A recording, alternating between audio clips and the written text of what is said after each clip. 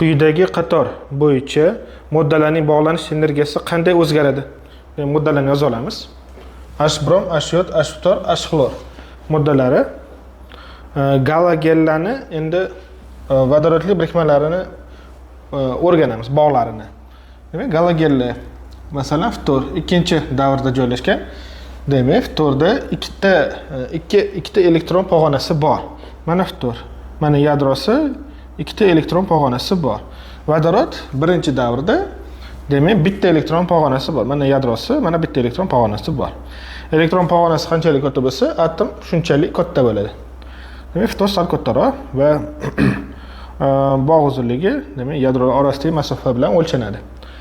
Endi vodorod xloridni ko'ramiz. Vodorod bitta pog'onasi bor, elektron pog'ona. Xlor 3-davrda demak 3 ta pog'onasi bor. 1, 2, 3 ta. Demak, yadrolar orasidagi masofa uzoqroq bo'ladi va bog' ham uzunroq bo'ladi. Kaltaroq, uzunroq. 4 ta pog'ona, yanada uzun. Yod 5 ta pog'ona. Eng uzuni orasida hozirgilar orasida eng uzuni. Demak, bog' uzunligi oshib boryapti. Pog'ona ko'paygan sari 2, 3, 4, 5-davr. Shu tartibda demak bog' uzunlashib boradi. Bog' qanchalik uzun bo'lsa, uni uzish shunchalik oson. Demak, bu eng kaltasi uzish orasida eng qiyini. Osonroq uziladi.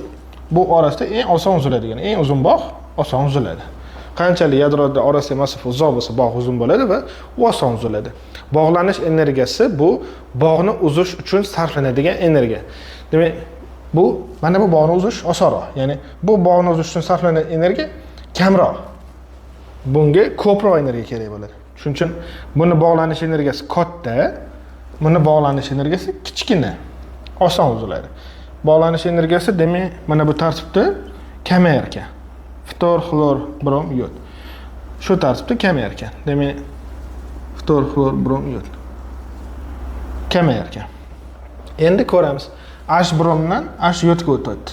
Bromdan yodga. H bromdan H yodga. Bog' uzunlashyapti. Bog'lanish energiyasi kamayadi bu tartib mana. Demak, bunda kamayadi. H yoddan H ftorga, H yoddan H ftorga. Bunaqasi yuribdi, nabarot yuribdi. Demak, bog'lanish energiyasi bu yoqqa kamaysa, bu yoqqa ortadi. Demak, ortar ekan. H ftordan H xlorga. H ftordan H xlorga bu yoqqa yuribdi. Bog'lanish energiyasi kamayadi. Demak, kamayar ekan.